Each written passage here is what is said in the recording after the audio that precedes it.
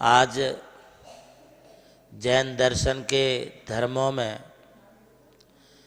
तीसरा धर्म है सरलता का धर्म, ईमानदारी का धर्म और विचार एवं कर्मों की सत्यता का धर्म, जिसे हम कहते हैं उत्तम आर्जव धर्म। इस उत्तम आर्जव धर्म में आज की पूजा में यह गाया जा रहा था कि कपट न कीजिए कोई, चोरन के पुर ना बसे, सरल स्वभावी होए, ताके घर बहु संपदा। कोई भी कपट नहीं करे, क्योंकि चोरों के नगर में कोई बसता नहीं है। चोरन के पुर ना बसे, इसका मतलब है कि कोई चोरों के बस्ती में, चोरों के गांव में कोई रुकना नहीं चाहता है। जो सरल स्वभावी होता है उसको बहु संपदा प्राप्त होती है।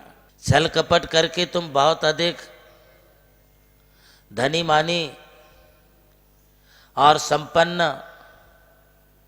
एवं श्रीमंतता को प्राप्त नहीं कर सकते हो। यह आपकी जो सोच है कि मैं कुछ समय के पश्चात बहुत बड़ा आसामी, बहुत बड़ा वैभवशाली, श्री संपन्न व्यक्ति बन जाऊंगा, ये सोच तुम्हारी एक खोटी और गलत सोच है। समुद्र कभी अच्छे पानी से नहीं भरता है।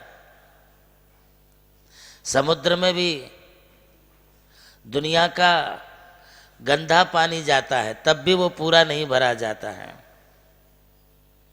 आज आदमी बेईमानी करके 2 पैसा कमा तो सकता है, वह सेठ और साहूकार तो बन सकता है,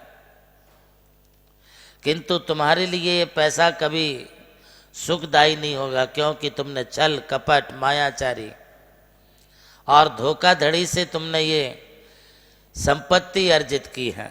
आप अपने मन को पवित्र रखें, मन के विचारों को पवित्र रखें। तुम्हारी काया का धर्म तुम्हारे वचनों पर निर्भर है और तुम्हारे वचनों का धर्म तुम्हारे मन पर निर्भर है। महत्व इस बात का नहीं है कि तुम काया कर्म से क्या कर रहे हो। तुम्हारे कर्म, तुम्हारी काया, तुम्हारा शरीर वही कर्म करेगा जो कर्म तुम्हारे वचनों से उच्चारित होते हैं। और तुम्हारे वचन ऐसे ऊपर थोतले वचन नहीं निकलते हैं। तुम्हारे वचन तुम्हारे भीतर की आवाज होती है। तुम्हारे अंतःकरण के, अंतर मन के वो विचारों की अभिव्यक्ति तुम्हारे वचनों से होती है। इसलिए वचन बोलते समय तुम्हें ये ध्यान रखना होगा कि अभी हमारा मन क्या है। यदि तुम्हारा मन, तुम्हारा मूड, तुम्हारा मस्तिष्क यदि ठिकाने पर है तो तुम कुछ बोलने की कोशिश करो। जब तक तुम्हारा मन, मस्तिष्क और मूड तुम्हारे ठिकाने पर नहीं है, तब तक तुम मौन धारण करो। मन में होए सो वचन उचरिए, वचन होए सो तन सो करिए, करिए सरल त्यों जोग अपने, देख निर्मल आरसी मुख लकई, जैसा करई तैसा कपट की प्रीति अंगार से। ये बोल हमारे लिए कहते हैं कि जो मन में हो वही वचन से कहना चाहिए, और जो वचन में हो वही शरीर से करना चाहिए। अपने तीनों योगों को मन वचन कर्म, मन वचन का ये तीनों भी सरल रह करके आप एक निर्मल आरसी दर्पण की तरह बनना चाहिए। यदि दर्पण का कांच अवतल उत्तल वाला होगा, गोल होगा, तो आपके चेहरे भी वैसे दिखेंगे। दर्पण एकदम निर्मल भी होना, समतल होना, स्वच्छ होना, तो देख निर्मल आरसी। चेहरे को कभी भी टेढ़े मेढ़े उत्तल अवतल वाले दर्पण में देखने की कोशिश ना करें। देख निर्मल आरसी, जो अत्यंत निर्मल है, जो स्पष्ट कांच है, सीधा कांच है, उसमें आप अपने चेहरे को देखिए। तुम्हें वही दिखाएगा जो तुम हो, ना तुम्हारे लिए कम दिखाएगा ना तुम्हारे लिए ज्यादा दिखाएगा। एक बात ध्यान रखें कि नहीं नहीं लहे लक्ष्मी अधिक छल करी करम बंद विशेषता, भव त्यागी दूध बिलाव पीवे, आपदा नहीं देखता। छल से लक्ष्मी नहीं मिलती, बल्कि कर्मों का विशेष बंधन होता है। डर के त्याग करके बिल्ली दूध तो पी लेती है, किंतु वो अपनी आपत्तियों को नहीं देखती है। उत्तम आर्जव धर्म का पालन आर्जव अर्थात सरल परिणामों से करें। अभी इतना ही। हमारे जीवन के विकास हेतु धर्म का एक बहुत बड़ा स्थान है और हम सबके जीवन को विकसित करने के लिए प्रतिदिन पूज्य आचार्य श्री देवनंदी महाराज हमारे लिए इन 10 धर्मों का उपदेश दे रहे हैं। आज उत्तम आर्जव के दिन मैं आपसे पूछना चाहता हूं कि बताइए, हमारे मानसिक विचारों की अभिव्यक्ति किसके द्वारा होती है?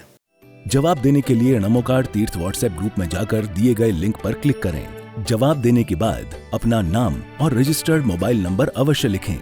विजेता का नाम आज ही शाम 7:33 पर प्रसारित होने वाले कार्यक्रम प्रज्ञा श्रमण देवनंदी जी महाराज के मंगल प्रवचन के दौरान घोषित किया जाएगा। विजेता को मिलेगा चांदी का सिक्का और वो बनेगा आज का नमोकार स्टार।